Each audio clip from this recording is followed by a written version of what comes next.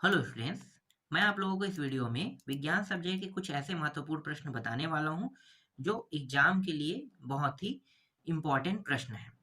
तो इन सभी प्रश्नों की आपको अच्छे से तैयारी कर लेना है। आपके पास समय कम है, आपका चौथा पेपर विज्ञान है ना, तो आपको पेपर के हिसाब से तैयारी करते जाना है। हो सकता है ऐसे सब्जेक्ट जो आपको कठिन लगता है पहले से आप उसको तैयार करके रख लो। चाहे वो आपका विज्ञान रहे, चाहे आप वो सामाजिक विज्ञान रहे, चाहे गणित रहे, चाहे संस्कृत रहे, चाहे इंग्लिश रहे, चाहे हिंदी रहे। मैंने पूरा टॉपिक बता दिया है कि एग्जाम में कैसे प्रश्न आएंगे, कौन कौन से आएंगे। एक आईएमपी सूची भी मैंने तैयार किया है। तो वो सारी चीजें आप देख के ये पता कर सकते हैं कि एग्जाम में आने वाले प्रश्न कौन कौन से हैं। और इससे ये जो मैं अभी आपको प्रश्न पत्र दे रहा हूँ, इससे ये आइडिया हो जाएगा कि प्रश्न जो है कुछ इस प्रकार से आएगा। ऐसा नहीं है कि यहाँ से सारे प्रश्न आएंगे। हाँ, कुछ प्रश्न जरूर आएंगे पर सभी आने की संभावना नहीं है। और आईएमपी सूची जो हमने दिया है वहां से तो सभी प्रश्न फंसना है, तो आईएमपी सूची ज्यादा बेटर है। पर पहले टिक करना पड़ेगा। कुछ में मैंने समझा के भी बताया है आप लोगों को, तो पेपर के दिन आप उसे देख सकते हो। लेकिन रटना तो पड़ेगा भाई। और समझने वाले चीजों को समझ जाओ तो ज्यादा अच्छा है, वो आसानी से बन जाता है। और कुछ ऐसे प्रश्न मैं आपको उस दिन भी बता दूंगा पेपर से पहले। अभी मैं ढूंढ रहा हूँ तो ढूंढने में समय लगेगा। पेपर से पहले मैं आपको बता दूंगा कुछ महत्वपूर्ण प्रश्न, और जो 100% आते हैं उस टाइप के प्रश्न मिल जाएंगे आप लोगों को। और वो मैं नंबर वाइज बता दूंगा कि ये 4 नंबर में आएगा, ये 5 नंबर में आएगा, ये 6 नंबर में आएगा। तो इस तरह से मैं आप लोगों को बता दूंगा वो प्रश्नों को। ठीक है, अभी हम लोग ढूंढने में लगे हैं कि कौन कौन सा प्रश्न संभावना है आने की। उसके बाद आपको सारे प्रश्न मिल जाएंगे, और जो नहीं मिल पाएगा उनको आपको पढ़ना पड़ेगा। इसलिए तैयारी करते रहना। चलो आगे देखें। निम्नलिखित ऑक्साइड में किसका जलीय विलयन अम्लीय होगा? तो जलीय विलयन अम्लीय किसका होगा? यहाँ पे Na2O, CaO, SO2 और H2O। तो ये जो सल्फर वाला जो है ना, सल्फर ऑक्साइड, इसी का जलीय विलयन क्या होगा? अम्लीय होगा। अगर ये ऑप्शन आता है तो आपको क्या लेना है? ये लेना है। बायोगैस का मुख्य घटक क्या है? तो बायोगैस का मुख्य घटक होता है मीथेन। बायोगैस बनता कैसे है? बायोगैस जो है गोबर के माध्यम से बनता है, पता है ना। एक कुएं जैसा टंकी रहेगा, उसमें गोबर को डाल दिया जाएगा। कुछ समय के बाद उसमें गैस बनने लगता है, और वही गैस जो है उसको हम क्या कहते हैं? बायोगैस। बायोगैस में निकलने वाला जो गैस होता है वो मुख्य गैस मेथेन होता है। तो मेथेन को ही आपको क्या लेना है? बायोगैस का मुख्य गैस लेना है। और किससे बनता है अगर पूछता तो मैं गोबर लेता यहाँ पे। ठीक है, लेकिन बायोगैस का मुख्य घटक पूछा है इसलिए क्या रहेगा? मीथेन रहेगा। इसके बाद देखो, 300 केल्विन का सेल्सियस पैमाने में तापमान होगा। तो 300 केल्विन का सेल्सियस पैमाने में जो तापमान होगा वो 27 सेल्सियस होगा। ठीक है, कितना लेना है? 27 सेल्सियस। अगला है, इमली का खट्टापन निम्न में से किस अम्ल की उपस्थिति के कारण होता है? तो उत्तर लेना है टार्टरिक अम्ल लेना है। गर्भस्थ शिशु का संबंध मां के किस माध्यम द्वारा होता है? तो उत्तर यहाँ पे आपको लेना है अपरा द्वारा। ठीक है, किसके द्वारा? अपरा द्वारा। इसके बाद रिक्त स्थान देख लेते हैं। तो देखो, रिक्त स्थान में पहला प्रश्न क्या है? अनुवांशिकता की इकाई खाली स्थान है, तो जीन को कहा जाता है अनुवांशिकता की इकाई। जल की खाली स्थान कठोरता दूर करने हेतु धावन सोडा का उपयोग करते हैं। तो स्थाई यहाँ पे लेना है। जल की स्थायी कठोरता दूर करने हेतु धावन सोडा का उपयोग करते हैं। खाली स्थान कार्बन का कठोरतम अपरूप तत्व है। तो कठोर जो अपरूप तत्व है वो है हीरा है। वाहन चालक अपने पीछे के वस्तुओं को देखने के लिए उत्तल दर्पण का प्रयोग करते हैं, लेना है। विद्युत लैंप में तंतु टंगस्टन धातु को उपयोग में लिया जाता है। इसके बाद सही जोड़ी मिलाओ देख लेते हैं। मूर्ति बनाने में, मूर्ति जो बनाते हैं ना, प्लास्टर ऑफ पेरिस का उपयोग करते हैं। संक्षारण, संक्षारण ना जो लोहे पे जंग लगने की क्रिया करते हैं, तो लोहा आ जाएगा यहाँ पे। स्त्रियों में लिंग सूत्र जो होता है वो होता है एक्स एक्स होता है। अगर पुरुष आता तो एक्स और वाई दोनों लेते। सौर सेल, सोलर सेल जो है वो सिलिकॉन का बना होता है। निर्वात में प्रकाश की चाल 3 × 10⁸ मीटर प्रति सेकेंड होगा। सही जोड़ी प्रश्न एकमात्र ऐसा प्रश्न है जो बहुत आसानी से बन जाता है। आपको ज़्यादा रटना नहीं पड़ेगा, समझना नहीं पड़ेगा, बस आपको ये सोचना है कि इन चीज़ों का उपयोग कैसे किया जाता है, तो ये तर्क के तौर पे बन जाता है। ठीक है, एकमात्र यही जो है ना सही जोड़ी, बहुत आसानी से बन जाता है। आयनन प्रसार गुणांक क्या है? इसका मात्रक लिखिए। यह क्षेत्रीय प्रसार गुणांक का कितना गुना है? उत्तर क्या लिखोगे? किसी वस्तु के आयनन में वह प्रसार जो वस्तु के एकांक आयतन का ताप 1 सेल्सियस बढ़ाने पर होता है, आयतन प्रसार गुणांक कहलाता है। इसका मात्रक सेल्सियस है। यह क्षेत्रीय प्रसार गुणांक का 3 × 2 गुना होता है। तीसरा है, एक ही वर्ग में उपस्थित तत्वों के भौतिक और रासायनिक गुणधर्म एक समान होते हैं, क्यों? एक ही वर्ग के तत्व के भीतर तत्व के भौतिक और रासायनिक गुण एक समान होते हैं क्योंकि उनके इलेक्ट्रॉनिक विन्यास समान होते हैं, संयोजकता एक समान होती है, उसके ऑक्साइडों के गुण एक समान होती है, सभी तत्व एक समान हाइड्रॉक्साइड बनाते हैं। सीरा किसे कहते हैं? गन्ने के रस से शक्कर के क्रिस्टल को पृथक कर लेने के पश्चात शेष बचे पीले गाढ़े रंग की चाशनी जैसे द्रव को सीरा कहा जाता है। पांचवा है, उन तत्वों के नाम लिखे जो मनुष्य में समन्वय तथा नियंत्रण करते हैं। तो मनुष्य में अंतःस्रावी जो ग्रंथियां हैं ना और तथा तंत्रिका तंत्र जो है ना वो समन्वय तथा नियंत्रण करते हैं। छठवा है, पोषक स्तर किसे कहते हैं? पोषक स्तर का मतलब होता है कि एक स्तर से दूसरे स्तर में ऊर्जा का प्रवाह होना। जैसे कि घास जो खाते हैं ना पशु, उस घास का 10% हिस्सा ही उस पशु जो शाकाहारी जीव है उसी पर उस ऊर्जा मिल सकता है। मतलब जितना खाया है उसका सिर्फ 10% हिस्सा ही दूसरे को मिलता है। यही कहलाता है पोषक स्तर कहलाता है। जैसे मैंने अभी बताया, घास को कौन खाता है? शाकाहारी जीव। शाकाहारी जीव को कौन खाता है? मांसाहारी जीव। तो घास का 10% हिस्सा किसे मिला? शाकाहारी जीव को। और शाकाहारी जीव को जब वो खा रहा है तो शाकाहारी जीव से ही 10% हिस्सा किस पे जाएगा? अगले अगले स्तर पे जाएगा। फिर उसका 10% हिस्सा सर्वाहारी के पास जाएगा। तो इस तरह से 10% हिस्सा ही दूसरे स्तर पर जा सकता है। इसी को हम कहते हैं पोषक स्तर कहते हैं। 40 फ़ारेनहाइट को सेल्सियस में परिवर्तन कीजिए। देखो, प्रश्न चाहे फ़ारेनहाइट से रहे चाहे सेल्सियस से रहे, सूत्र आपको यही लगाना है। C बराबर 5/9 F - 32। अब यहाँ पे ये किस में दिया? फ़ारेनहाइट में, मतलब F का मान यहाँ पे दिया हुआ है। तो हम क्या निकाल रहे हैं? सेल्सियस निकाल रहे हैं। तो C का मान इस तरह से निकल जाएगा। तो आपको बस इतना ध्यान देना है प्रश्न में। बाई चांस ये प्रश्न आ जाए तो अच्छी बात है, अगर ये प्रश्न ना आए तो आपको क्या याद रखना है? बस ये सूत्र याद रखना है। जैसे ही आपने सूत्र याद किया ना तो आपका ये प्रश्न बन जाएगा। क्यों? क्योंकि यहाँ पे या तो सेल्सियस में मान दिया रहेगा या तो फ़ारेनहाइट में। सेल्सियस में दिया रहेगा तो यहाँ पे रखोगे मान, फ़ारेनहाइट में दिया रहेगा तो यहाँ पे रखोगे मान। उसके बाद इसको हल कर देंगे। देखो हल कैसे हुआ है। इसका मान कितना है? -40 और -32 दोनों माइनस में, मतलब माइनस में जुड़ जाएगा तो -72 हो जाएगा। और 9 के पहाड़े में 72 आता है क्या? बिल्कुल आता है। तो 9 के पहाड़े में जो 72 है वो 8 बार में कट गया तो माइनस तो है ना, तो -8 आ जाएगा। और 5 और -8 कितना होगा? -40 सेल्सियस होगा। तो इस तरह से बनाया जाता है। अब इसके जगह में कुछ भी रख दो, आसानी से मान आ जाएगा। ठीक है, इसीलिए मैं बता रहा हूँ कि फ़ारेनहाइट और सेल्सियस में जब भी मान बदलने के लिए आएगा तो आपको इसी सूत्र का ही उपयोग करना है। इसके अलावा आपको कोई भी दूसरे सूत्र का उपयोग नहीं करना है।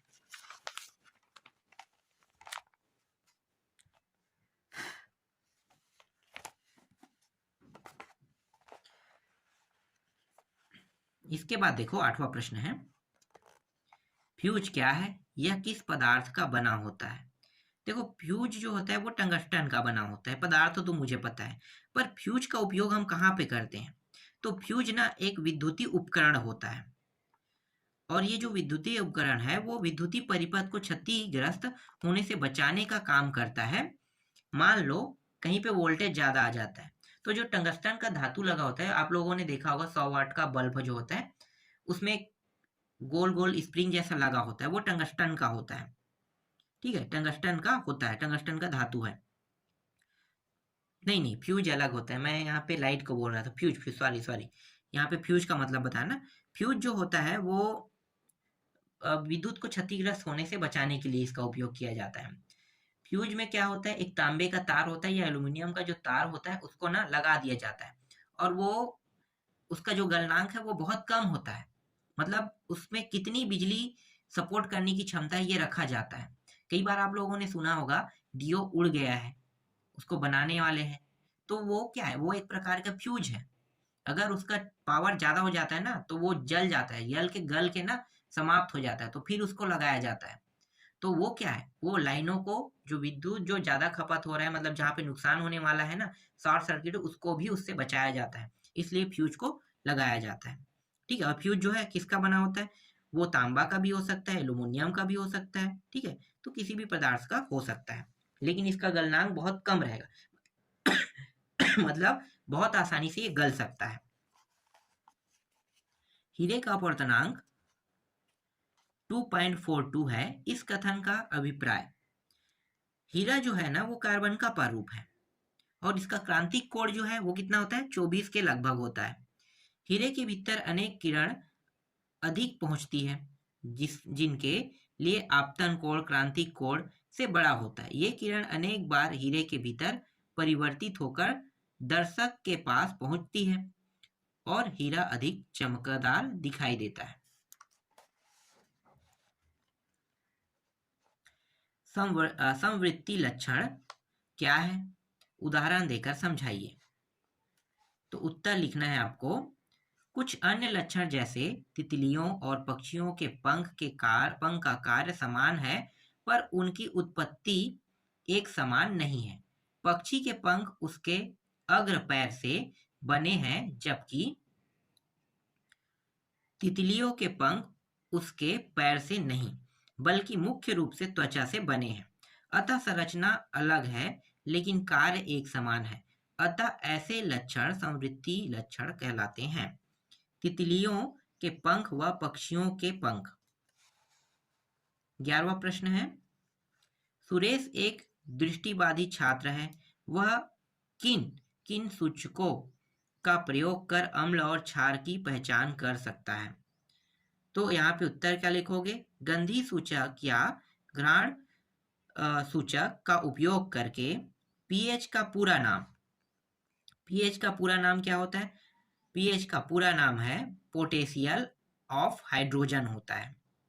पोटेशियल ऑफ हाइड्रोजन पीएच का पूरा नाम है। यहाँ पे सिर्फ पीएच का पूरा नाम पूछा है ना, और पीएच में क्या होता है, प्लस आयन और माइनस आयन दोनों होते हैं, जो ये बताता है कि कौन सा अम्ल है, कौन सा क्षारीय है और कौन सा उदासीन है।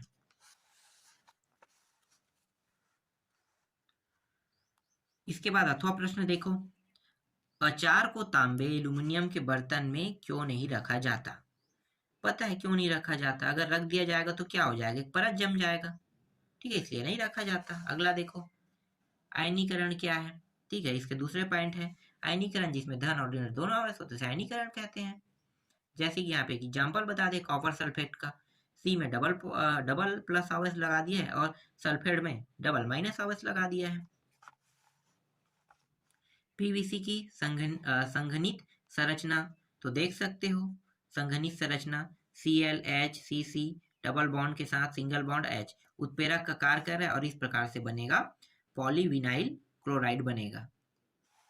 और पीवीसी के 4 उपयोग कह रहा है, तो यहाँ पे 4 उपयोग भी लिखा हुआ, खिलौने में, टेबल कवर में, हाथ के दस्ताने में, ठीक है, साइकिल या मोटर साइकिल में लगने वाले जो मडगार्ड है उनमें सब में किया जाता है। इसके बाद अथवा में देखो, कैल्शियम का एक यौगिक जो पीलापन लिए हुए सफेद रंग का पदार्थ का उपयोग वस्त्र उद्योग और रोगाणुनाशक के रूप में किया जाता है। इस यौगिक का नाम लिखिए। और दूसरा यहाँ पे क्या है, इस यौगिक को वायु में खुला छोड़ने पर कौन सी गैस मुक्त होती है, अभिक्रिया का रासायनिक समीकरण लिखिए कह रहा है। तो आप ये पूरा उत्तर में लिख लेना है, ठीक है। इसका यौगिक नाम कह रहा है, तो यौगिक नाम बता दो, ठीक है, कैल्शियम और ये ऑक्सीक्लोराइड होता है, ठीक है। और ये क्या है, चूने का क्लोराइड भी कहते हैं इसे, विरंजक चूर्ण का रासायनिक सूत्र है। इसी तरह से दूसरा जो उत्तर है वो यहाँ पे है। कैल्शियम ऑक्सीक्लोराइड के बारे में ना, तो खुला छोड़ने पर क्या होता है, क्लोरीन गैस मुक्त होता है इसमें, ये आप देख सकते हो, यहाँ पे बताया भी गया है। कोई 4 प्रकार के जीवों में होने वाले श्वसन का नाम लिखकर श्वसनांग के नाम बताइए कह रहा है। जैसे कि यहाँ पे जोक है, काकरोच है, मछली है, मनुष्य है। तो यहाँ पे पूरा देखो लिखा है प्रकार भी। अथवा में देखो मनुष्य, केचुआ, कीट, झींगा, तो ये आप लिख सकते हो। 14वां प्रश्न है, कुटुमसर गुफा की कानी मछली की प्रजाति कैसे अपने ही वंश की मछलियों से अलग हो गई और अपने आवास में अनुकूलित हो गई। तो इसका जो कारण है मैंने एक बार आप लोगों को बताया था। कुटुमसर गुफा में जो मछलियां पाई जाती है, वो गुफा है ना, तो गुफा में प्रकाश जो है वो नहीं पहुंच पाता। और जब प्रकाश नहीं पहुंचेगा, देखो जन्म जब वो होता है ना मछलियों का, तो वो जन्म से अंधी नहीं होती है, लेकिन प्रकाश नहीं पहुंच पाने के कारण किसी को अंधेरे में बहुत समय तक रख दो ना, तो उसके जो आंख है उसमें प्रकाश नहीं पहुंचेगा। और जब प्रकाश नहीं पहुंचेगा तो इस वजह से क्या होगा कि वो जो सारी मछलियां हैं वो अंधी हो गई, ठीक है, यही एक कारण है। मेंडल के नियमों का महत्वपूर्ण बताइए। तो पहला जो है वो शुद्ध और अशुद्ध पौधों में भेद किया जा सकता है। इसके आधार पर उच्च लक्षणों वाले संतानों को प्राप्त किया जा सकता है। आनुवांशिक रोग की खोज एवं उसके निदान में इनका प्रयोग होता है। रोग प्रतिरोधी पौधे को विकसित किया जा सकता है। 15वां प्रश्न जो है गणितीय प्रश्न है। यदि जल का अपवर्तनांक 4/3 हो तो जल में प्रकाश की चाल ज्ञात कीजिए। यदि निर्वात में प्रकाश की चाल 3 × 10⁸ मीटर प्रति सेकंड है तो क्या लिखोगे उत्तर, पानी का अपवर्तनांक म्यू ओमेगा बराबर, मतलब डब्लू है ये, बराबर 4/3 निर्वात में, ये आप लिखोगे, इस प्रकाश की चाल है, और पानी की चाल ये है, ठीक है। अब इसका सूत्र लगा दो, माध्यम का अपवर्तनांक रख दो मानों को c और ये WC, फिर इसके मानों को यहाँ पे रखोगे, फिर हल करोगे तो कुछ इस प्रकार से आपको 2.25 × 10⁻⁷ मीटर प्रति सेकंड प्राप्त हो जाएगा। और एक अथवा प्रश्न है, गणितीय प्रश्न भी एग्जाम में आ सकते हैं। तो गणितीय प्रश्नों के हिसाब से यहाँ पे देखो कांच का ये दिया हुआ है और इसकी चाल ज्ञात करना और निर्वात की चाल ये है, ठीक है। इसमें भी क्या करना है, आपको सूत्र ही लगाना है। तो आप देख सकते हो ये इसका है, तो मतलब 1.5 इसका मान और इसका मान रख देते हैं। तो रखने के बाद इसे जब भाग करेंगे तो कितना प्राप्त होगा, 2 × 10⁻⁸ मीटर प्रति सेकंड प्राप्त होगा। तो ये कांच में प्रकाश की चाल 2 × 10⁸ मीटर प्रति सेकंड होगा।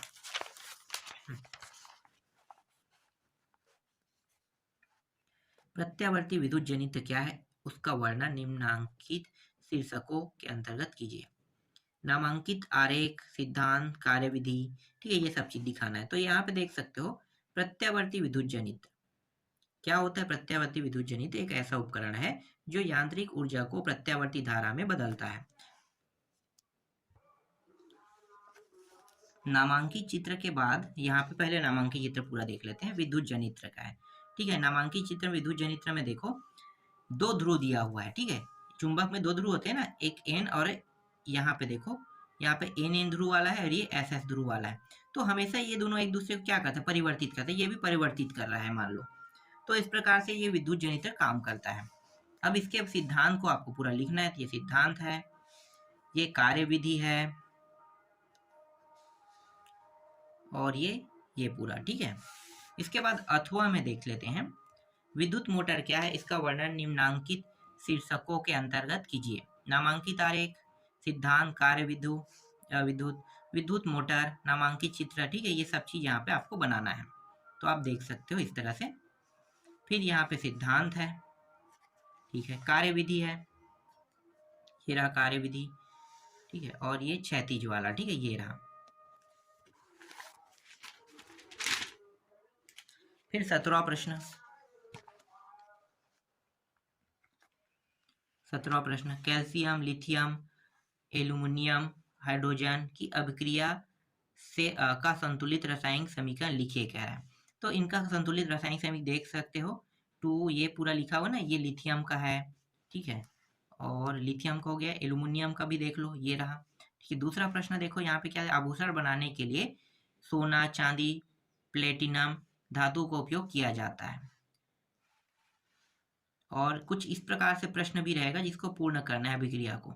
तो ये अभिक्रिया देखो, जैसे कि यहाँ पे कुछ खाली खाली दिया हुआ है, अब यहाँ पे उत्तर भी दिया हुआ है पूर्ण करने वाला, किस तरह से इन्होंने पूर्ण किया है, तो इसको याद कर लेना। फिर इसमें दूसरा पॉइंट भी दिया हुआ है, सोडियम, पोटेशियम तथा लिथियम धातु को कैल्शियम में डुबोकर क्यों रखा जाता है, क्योंकि जल्दी आग पकड़ लेता है। तो आप इसका उत्तर बता सकते हो, पर एक शब्दों में नहीं देना है, थोड़ा सा लंबा चौड़ा देना है। और यहाँ पे देखो निम्नलिखित संक्षिप्त टिप्पणी लिखिएगा, बीजाणु, मुकुंद और पुनरुद्भवन दिया हुआ है।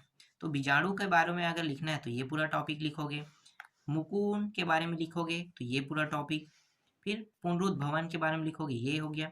और अथवा में क्या दिया है, विखंडन क्या है, अमीबा में द्विखंडन की क्रिया को समझाइए। तो ये आप इस तरह से पूरा लिख सकते हैं, अमीबा में द्विखंडन हो गया और ये इसकी आकृति है। तो इस प्रकार से आपका विज्ञान भी कंप्लीट हो गया।